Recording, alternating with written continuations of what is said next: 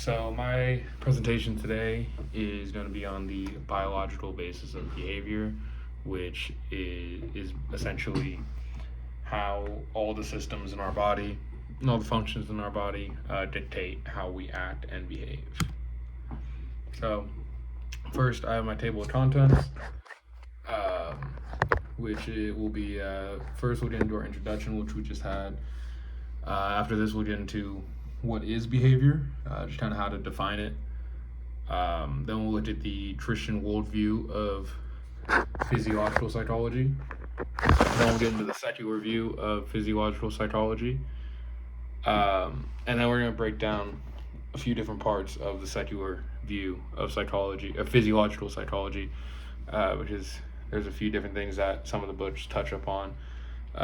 So first, it'll be the secular view of physiological psychology when it comes to the nervous system, and then we'll get to the secular view of physiological psychology when we're talking about the endocrine system.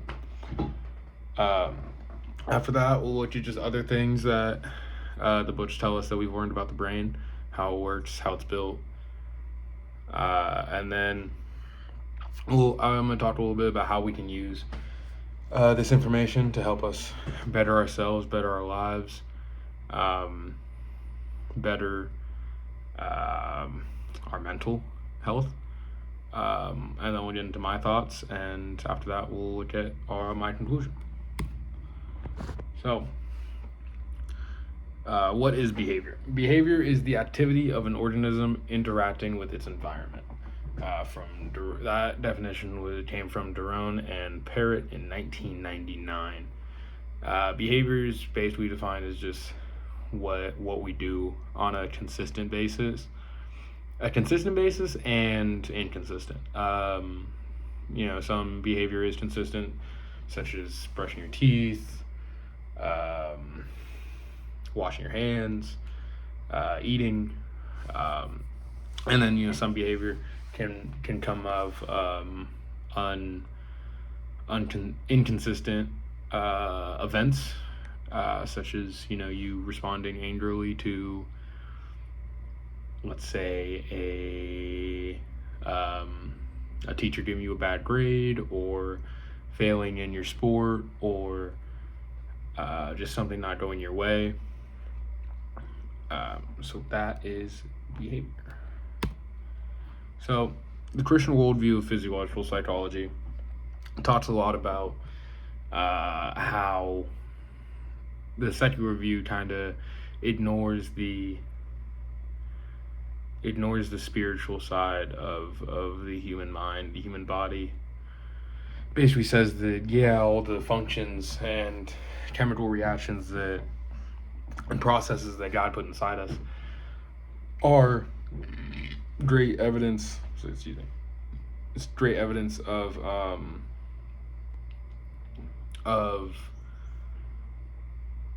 what we do, why we do the things we do, the reasons of why we do them. But there's another side to the human body, the physiological psychology of people, that secular view doesn't acknowledge. So the first point I have is that people have flesh, muscles, and nerves, just like other animals, but we also have the spiritual side of God that secular psychology does not address. So like I just said, that spiritual side is what the Christian worldview is gonna focus on. The next is the humans' tendencies of language, morality, creativity, etc. show that we must make more comparisons with the Lord than to the flesh. And then lastly, all flesh is not the same flesh, but there is one kind of flesh of men, another flesh of beasts, another of fish, another of birds. That verse came from 1 Corinthians 15:39. I chose that one just because it kind of summarizes the Christian worldview of physiological psychology in a pretty simple way.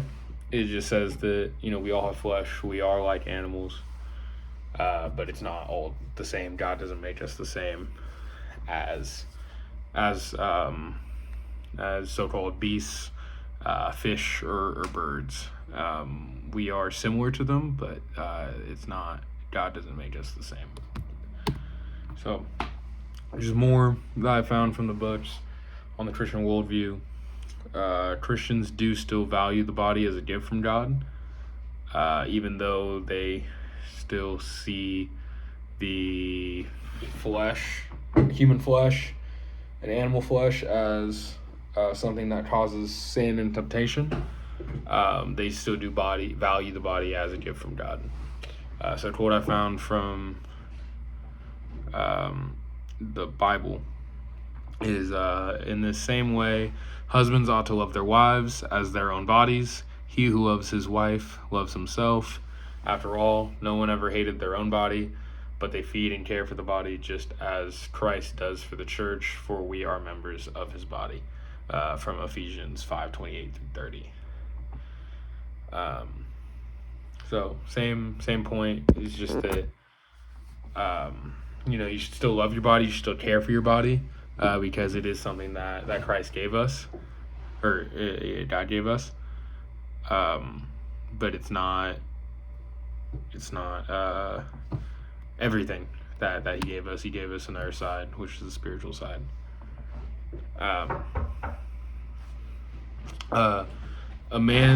More about the Christian worldview. A quote I found from the book was that man's duty to apply his mind to the understanding of the natural world as an expression of reverence for its creator and in gratitude for the benefits that the deeper understanding can bring. I was on page 35 of McKay's book. The next thing is that God is spirit, and he put his likeness and his spirit inside us all. So that's kind of why the Christian worldview focuses much more on the spiritual side of human beings than it does the actual chemical reactions and processes inside us, because God put a piece of him and a piece of his spirit inside every human on the planet, so they don't like the idea that just everything we do is due to the fact that there's chemical reactions and mental processes that happen within us.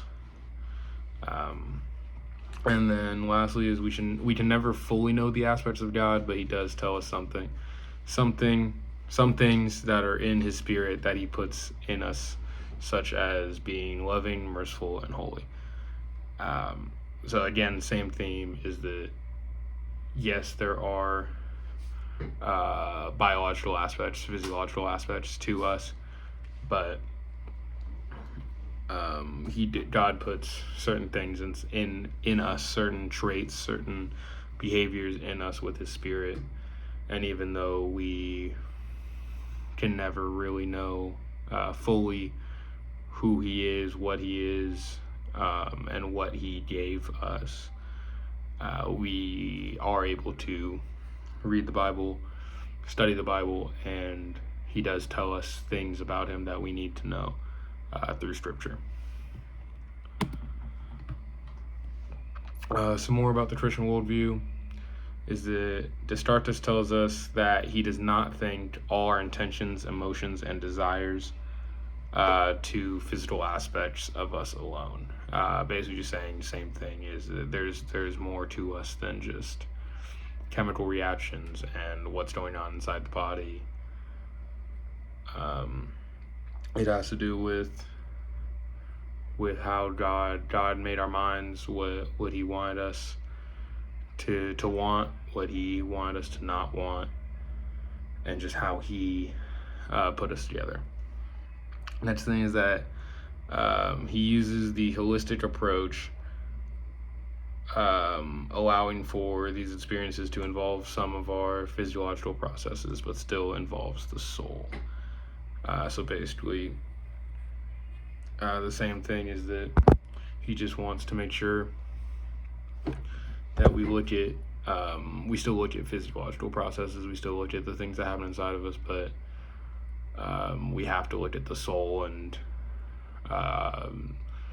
the lessons that God has put in us when he made us.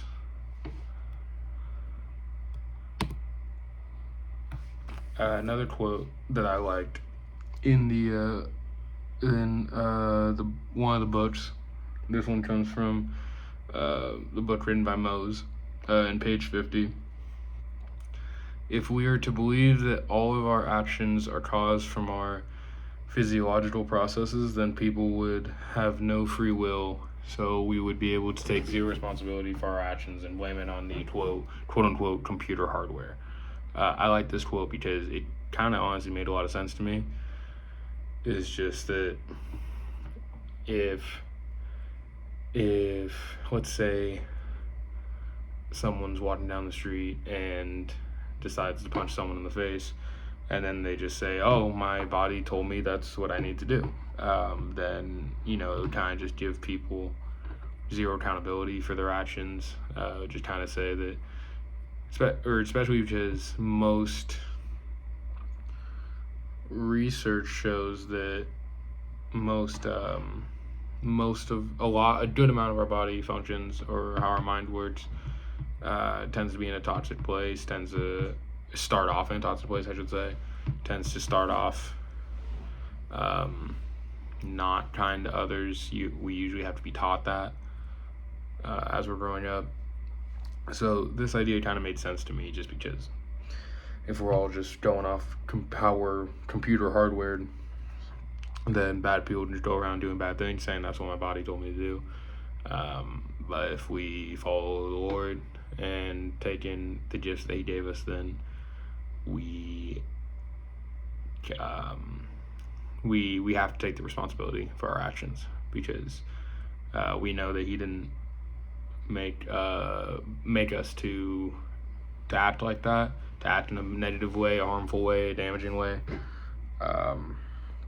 So I kind of like that quote, because it allowed for us to say, no, like that's not what we do. That's not how we're supposed to act. But it does kind of take some of the emphasis off the importance of our physiological processes, which I kind of understand. I think that our physiological processes do matter more than it kind of makes it to believe, or leads us to believe with this quote. But I did like the quote because it does make a good point. But I do think that our physiological processes matter more than this quote would influence us to believe.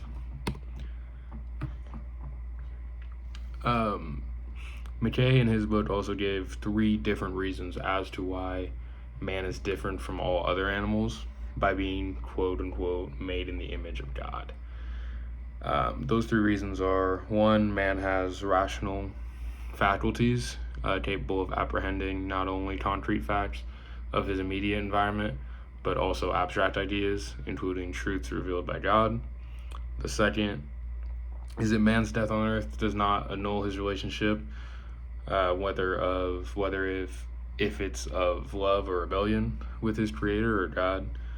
And then the last reason is that man is answerable to God for his actions. He can be called to account by his creator, which is basically saying that, like in the last slide that I showed you, there's more to us than just, oh, my body told me to do that, so I did it. We have a conscience. We have a thought process. We have a soul that helps us make decisions. We have morals that helps us make decisions. So it's basically saying that animals don't have those moral compasses to, when they're called on God at the end after their death, to say, all right, why'd you do that? They don't have those skills. We do. So that's a reason that we are separated from animals.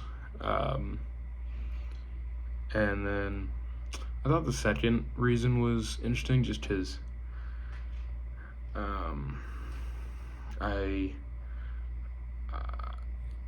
it's an interesting thought, because like animals, to my knowledge, don't know they have a creator.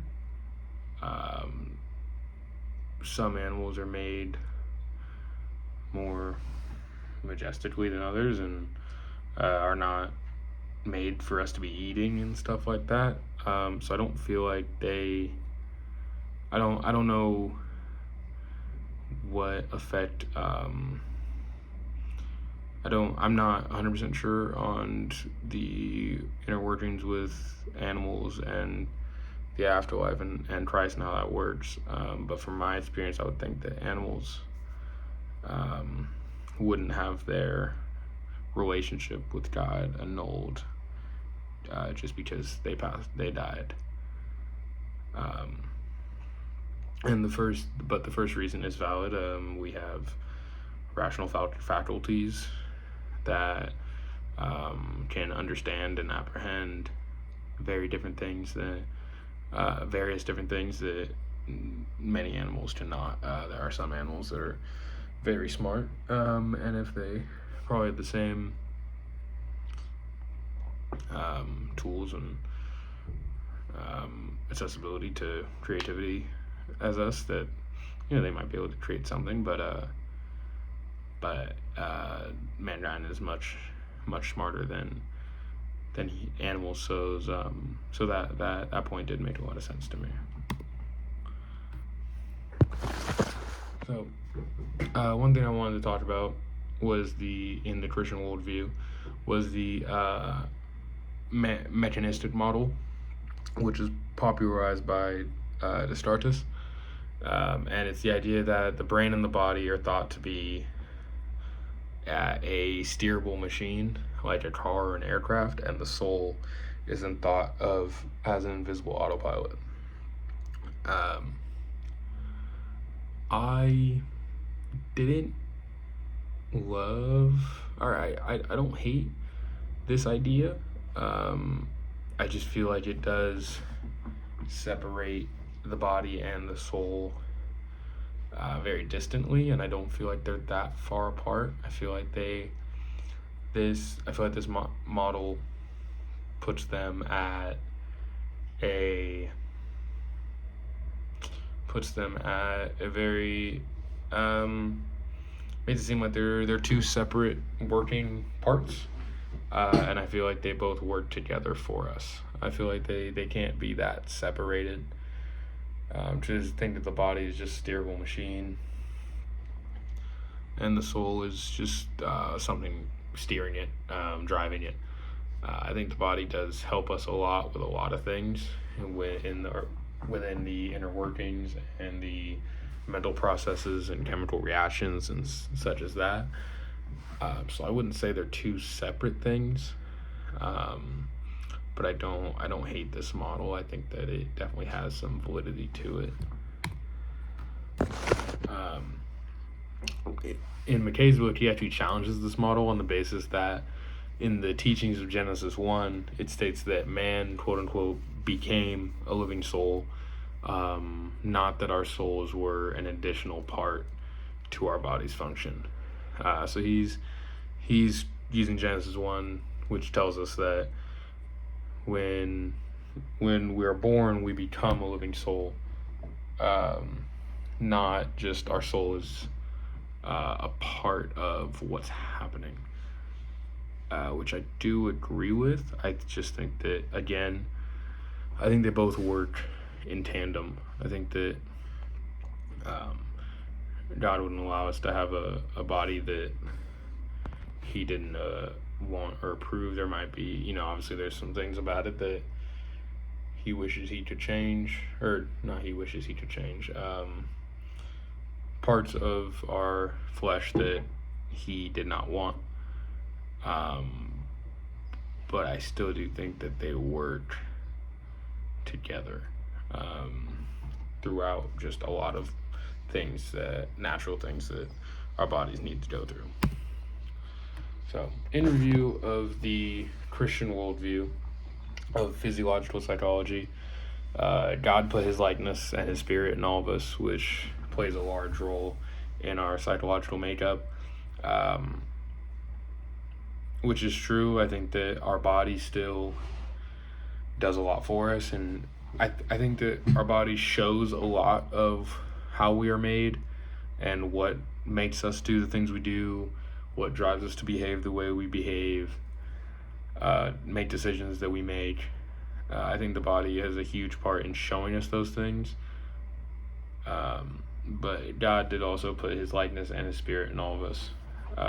So there's more to us and what drives us than just what's going on in our body, because honestly, a lot of it can't be explained by what goes on in our body, and that's why we have that's part of the reason we have such a struggle to learn things about our brains and our inner workings, stuff like that, to this day.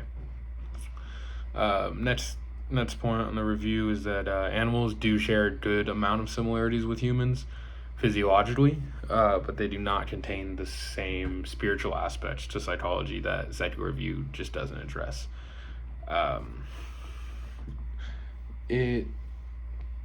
We won't, like I put secular review just doesn't address, because we'll get into the secular review after this slide, and it really doesn't talk about the spiritual side of human beings at all. The secular review will talk a lot about animals sharing a good amount of similarities with us physically, but says nothing about the spirituality of people, our souls, our spiritual aspects of what make us who we are as people. So that's something that the secular review will address a lot, but the Christian worldview does believe that animals are a good starting place, for lack of a better sense, to figure out where we want to, or where our urges come from, our desires come from, our reactions come from, our behavior come from. But there is just more to it than just studying animals, because they have similar body makeups than us. There's a soul aspect too. So, to start the secular review of psychology, I got a little definition for physiological psychology. Physiological psychology attempts to explain behavior and mental processes in terms of anatomy and physiological studies. So again, just to make sure we're all on the same page, physiological psychology shows us why we behave the way we do, why our thoughts pop up the way they do, just by looking at what is in our body, how does it work, the chemical reactions, the physical functions, all that. So an example of physiological psychology that I found is when someone touches something that is too hot, receptors in the hand will feel the heat, they'll feel the reaction that's too hot for us. Then the receptors in the hand must start an impulse and a neuron that goes up to our spinal cord. Once the neuron gets to the impulse gets to our spinal cord would then send a neuron back up, and then a neuron has to get sent back to the impulse, the impulse has to get sent back to a neuron in the hand to get the hand away, or to tell the person that they need to move their hand away from whatever they're touching that is too hot. So that's basically general sense of physiological psychology and how we can look at it. So, secular review, to start with secular review of psychology, like I said, the secular review is largely based on the fact that humans are built much like animals. Much of the data that we have today in the world of physiological psychology comes from studies done on animals that we are similar to, such as monkeys, pigs, what's another animal we're very similar to? I'm drawing a blank, but two of the systems that we have that are very similar to a lot of animals are the endocrine and nervous systems, and that is one of the reasons that physiological psychologists mainly focus their studies onto the endocrine and nervous systems, due to the fact that they also have the most influence on mental processes and behavior. because the nervous system controls our neurons, our spinal cord, and our endocrine system controls our hormones, and which will lead to certain feelings that we feel throughout the day. So first we'll start with the nervous system. Brain tumors, strokes, concussions, and other causes of the hardening of the arteries in the brain can physiologically cause change of behavior and or thought for a person. We like to think that people will have a stroke or concussion or whatever, and they'll change their lifestyle. That is one way that it can do it, but that's not really what we're looking at in this aspect. We're looking at more of brain tumors, strokes, concussions, other things that actually change how our brain is built, how our brain is functioning physically. Those things can change who you are as a person, how your behavior, your thought processes, your emotions, whatever it is, they can actually change it on a physical level. Not just me saying, oh my God, I had a stroke, I'm scared, let me start eating healthier, let me start doing things let me work out more, things like that. That's not really what we're looking at. We're looking at more of the physical, physiological aspects of what those things can do to you. Another thing is psychoactive drugs such as LSD and antidepressants have been known to damage the synapses, which can cause how the neurons communicate. Just if the synapses are damaged, the nervous system can, or the neurons will not be able to pass on the messages properly. They can't get to the spinal cord properly, and if they can't get to the spinal cord, then they'll never get to the brain.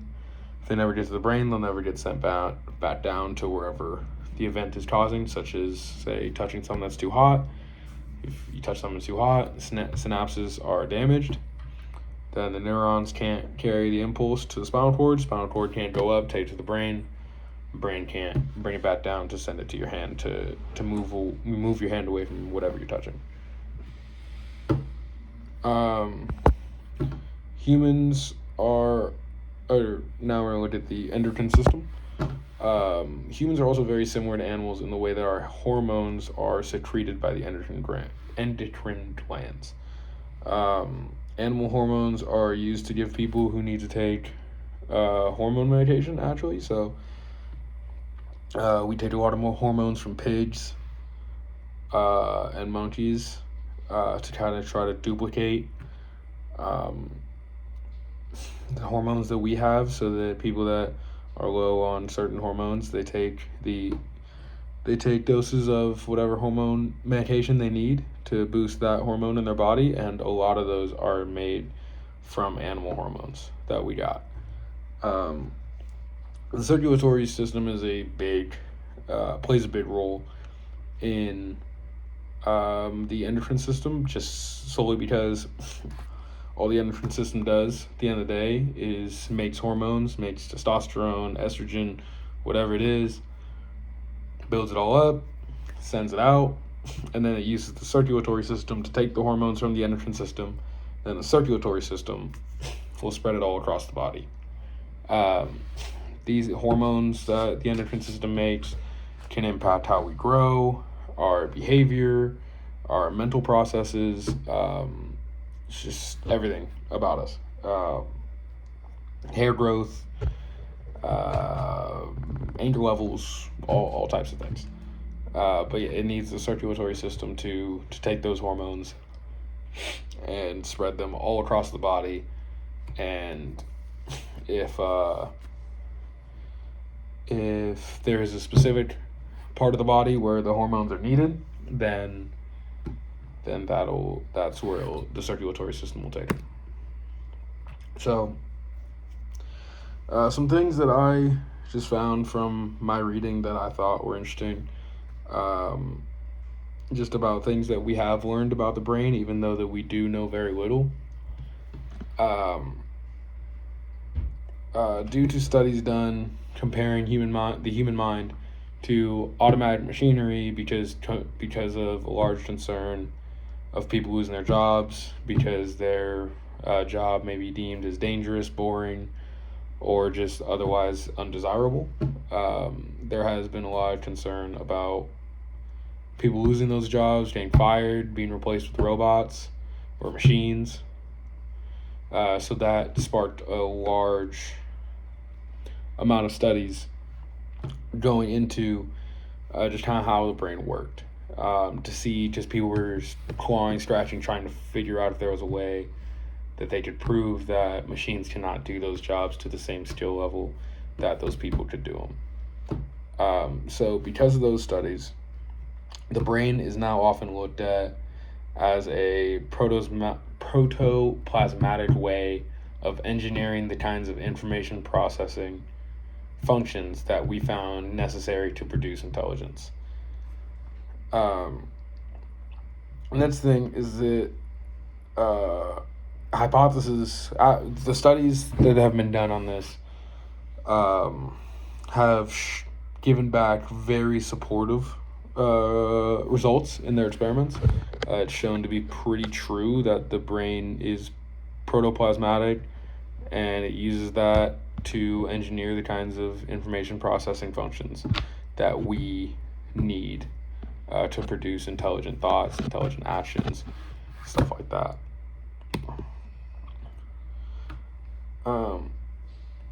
Another thing I found was that evolutionary psychology has often been neglected by Christianity, but has been used to explain many different things about our brain function. So an example that I found about kind of evolutionary psychology and how we can use it to kind of explain some things about us was that people who sweat publicly or sweat when public speaking because they're scared. That fear, the fear of public speaking, will cause sweat because when our ancient ancestors were living in the wild and hunting for food every day, looking over their shoulder for wild animals that could be hunting them, their feeling of fear was actually for life and death scenarios. And if they felt fear, they would often run because they saw a wild animal behind them. Then their body would start to cool itself down by sweating. So now our bodies are accustomed to when we feel fear, our bodies evolutionarily are used to us running, doing something to increase our bodily temperature. So our minds are now accustomed to, okay, he's going to start heating up. We need to start sweating, pull him down a little bit. So there's a lot of things like that if we look at our evolutionary psychology, we can kind of put pieces together of why we do things the way that we do. So, the second review is that physiologically, animals share many similarities with humans in many different ways. Like I said, when we were talking about the Christian worldview perspective, the second, just like we were talking about in the Christian worldview, that's kind of why I put a lot of the stuff about animals in that section, because the secular worldview is very strong on the fact that we are very similar to animals in a lot of ways. Animals can be used to help us do research, to help us do experiments, to help us make medicine for ourselves, for many different needs that we have as human beings when it comes to hormones or other surgeries or medications that we have found to be useful on animals. And the other thing is that the nervous system and endocrine system play a massive role in what ends up becoming our thoughts and behaviors. Without the nervous system, we have no reaction time. We barely have thoughts, and we barely have behaviors. The nervous system needs everything that we touch, everything we feel, everything we see, everything we taste, everything that we go through on a daily basis ends up going through our nervous system at some point. Um, if we want to be able to function properly, we need a proper nervous system that is not damaged. Synapses are healthy, neurons are healthy, all that stuff. And then with the endocrine system, it's all about the hormones that it creates and where those hormones go, when those hormones are made, and what those hormones can make us do. Like we all know that just high amounts of testosterone can make a very aggressive person, very very energetic, just out there yelling loud. And then we know that with estrogen, it can make people more emotional and change things about their behavior as well. So the endocrine system has a very big role in what makes our physiological psychology. So, a couple ways I just thought I'd mention that we can use this information is putting yourself in situations that will provide chemicals that help your brain, such as dopamine, vitamin D, etc. If you put yourself in situations that will provide those chemicals, then you can end up actually making yourself, improving your quality of life. Situations such as that would be just going outside. Dr. Sweer tells us at the end of every class, go outside and enjoy the sun, get your vitamin D, because it does help us. Another thing I didn't put on the slide, but I should have, is just trying to be as safe as you can. Avoid, obviously, they're never planned, but avoid concussions, avoid anything that can damage your spinal cord, your synapses, your neurons, whatever you can do to kind of avoid those injuries and that you may not even know are there, will prove in the long run to help you a lot.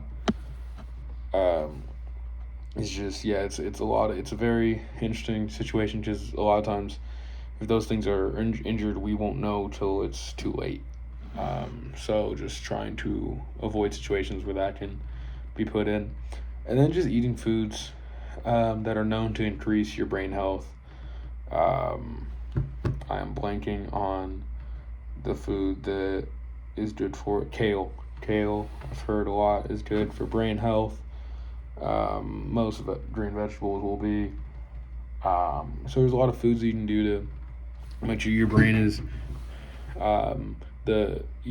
physiologically getting the right things that can increase quality of life. A lot of people think that quality of life is just off what you're doing, how good you look, how successful you are. A lot of quality of life can be improved just by putting your brain in the right situations and showing it that you can improve it. And once people start to kind of put those things into their regular process, their regular consistent basis, then you will see a good benefit from those things. My thoughts on this whole conversation, one is that psychology does not have to be science versus religion. Neither are ever fully proven. Science can always be debated. Religion can always be debated. So there's always going to be critiques of the other side. It doesn't really matter. What we need to do is look at both perspectives closely, with a unbiased eye, and just say, all right, this is what we have on this side, this is what we have on this side. Can we figure out a way to use both of these perspectives and find the actual truth that's in the middle? Because no one got these ideas from anywhere. Science is tested on a regular basis. Religion has been passed down from generation to generation based off things that people have seen, people have read, and that we read today. But neither one can be proven fully to its fullest extent. No one can say for sure God exists. No one can say for sure Jesus was the Son of God. And no one can say for sure that everything that is fully claimed about physiological psychology is true. But both of them do overlap on a lot of things. And I think that if the brightest minds of science and the brightest minds of religion really put their heads together and said, let's figure out a solution, we could. So I just think that's one thing that we really need to focus on moving forward in this field, is just making sure that it's not science versus religion. We can both sides can work together, get in a room and figure out how this makes sense to both sides. And also, our body is a gift from God.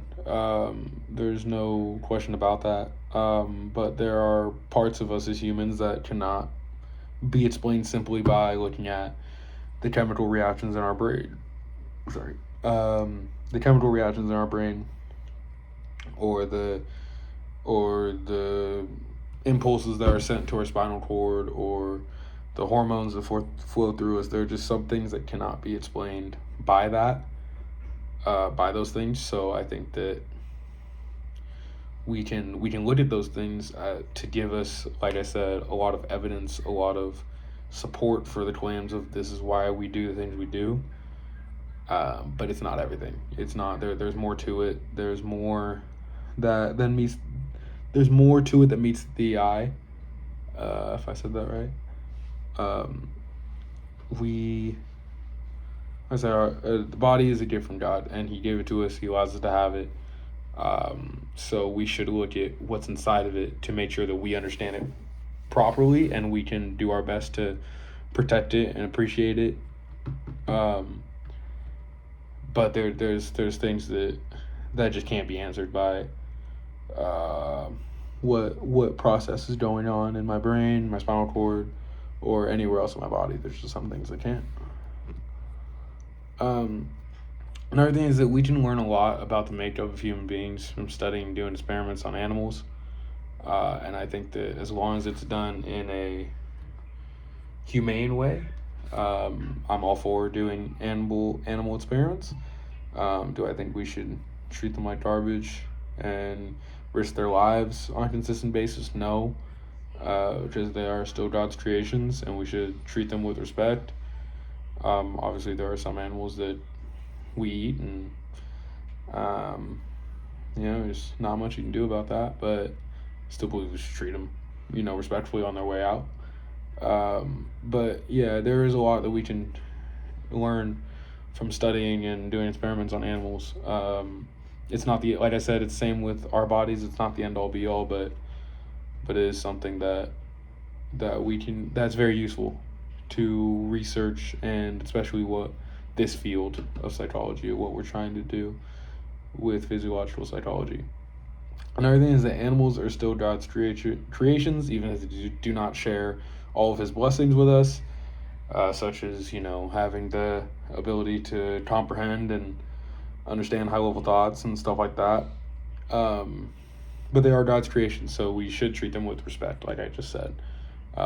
Any experiments that are just torturing or like a 90% chance of death, we shouldn't do them.